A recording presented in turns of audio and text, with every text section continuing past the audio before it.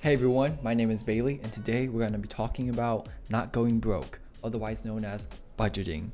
Because if you don't know where your money is going, then, well, you don't know where your money is going. So let's go budget. This is not financial advice, and it's only for educational purposes. The agenda for today is budgeting and looking at the cost of living. So there's this budget. It's a really simple guideline for people who have no idea where your money should be going to. So it stands as 50% goes towards needs, things such as housing, food, transportation, utilities, things you need to survive. Then there's the wants, like monthly subscriptions, Netflix, Starbucks, travel, entertainment, meals out with friends. 30% can go to that. Then there's 20% that should go into savings. For example, into an emergency fund. Like say you spend $3,000 every month on food and necessary things, then 3 months of that would be 3,000 times 3, which is $9,000. So you should have $9,000 saved for an emergency. Then there's retirement that you can be saving, or paying off debt, maybe to a mortgage or your credit card or whatnot. But this is some general guidelines. It doesn't mean that you should follow it, but it gives you a basic concept. And in certain areas, rent might be more, so you have to pay more on your needs. But general overview. And this is a little budget calculator that you can use if you need to, if you want to do some simple math. And this is a more detailed budget if you want to check that out. Look at housing, 25% of your income, clothing 2 to 5%. Just check it out. You can pause the video. But moving on, there's the cost of living. So you can just Google cost of living calculator. There's plenty of wonderful websites out there, but PayScale is a particularly useful one where you can just type in the city and you can see the national average, so US average. And then, for example, in Miami, Florida, you can see that it's like 44% more expensive in terms of housing, a little bit less on utilities, a little bit more on groceries and transportation. Average energy bill per month is $165. Rent is about that much. So you can check it out, see the cost of living. That's really useful, especially if you're moving. For example, if you're moving from Memphis, Tennessee to Miami, Florida, and say you have a $50,000 salary in Memphis, Tennessee, well, to have the same standard of living, like the same apartment, the same type of food, the same type of transportation and whatnot, you need to make about $18,000 more if you were to move to Miami, because the cost of living, the cost to survive and live how you used to, is a bit more expensive, 118% more in Miami compared to Memphis, Tennessee, and overall 37.5% higher. So if you're moving for a bigger salary, make sure that it adjusts for the standard of living. On the flip side, if you were moving from Miami to Memphis, you can make less money and still have about the same cost of living. And well, there's also this thing called taxes, which is unfortunate for some people. And well, what you make might not actually be what you get into the bank because taxes. So let's assume that you work 40 hours per week, let's say $35 per hour. You work 8 hours per week, 5 days a week for 50 weeks. You have 2 weeks of vacation time. That means you make about $70,000 before taxes. Then, after income taxes and such, you make a little bit less.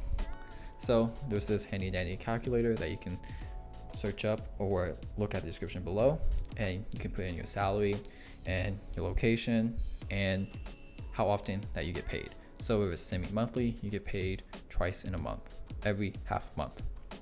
So even though you would get gross $2,917 before taxes, after taxes, that's about $2,262 per semi-monthly pay frequency. So about 22% less, which goes into taxes such as the federal income tax and FICA and state insurance taxes. So that's like unemployment insurance and Social Security and Medicare taxes. So that's about 7.65%. So those automatically get out of your salary if you're working a W-2 job. Most jobs are W-2 jobs, and you make less money. We will cover taxes later, but general guidelines. So we can use these different versions of budgeting templates. I'll be in the description below so that you can practice on how to save money and not go broke.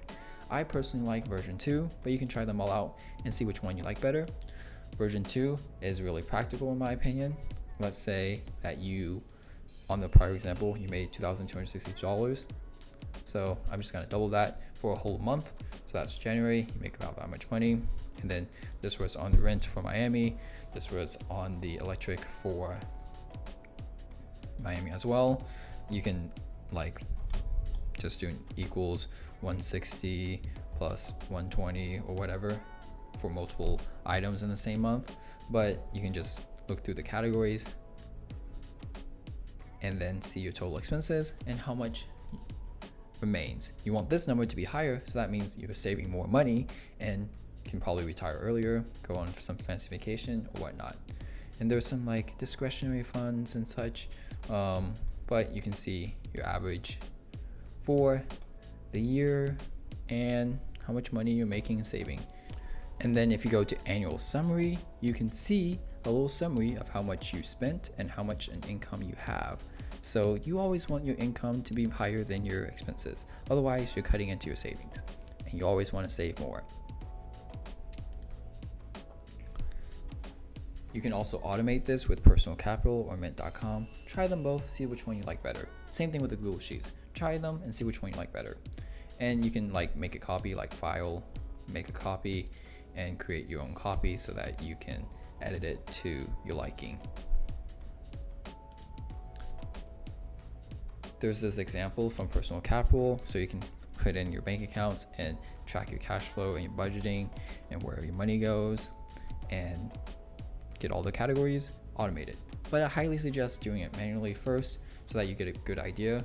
Maybe sit down, look at your credit card statement, look at your bank statement, and just categorize everything once a week, and then make sure everything's organized once a month. And then that way you can keep track of it. And once you get a good rhythm, you don't have to keep doing it unless you want to. But this way you know where all your money is going. So takeaways. I suggest living below your means. Like even though you might make a lot of money, try to save as much of it as you can. And then like say you really want to buy this backpack for a lot of money.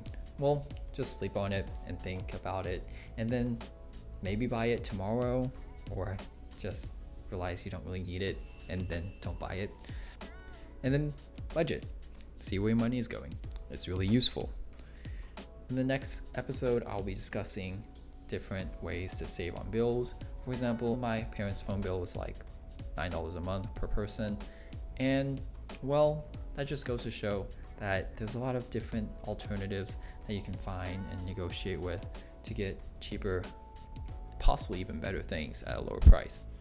Look in the description below for all the wonderful resources and links and templates, and subscribe, like the video. Thanks for watching.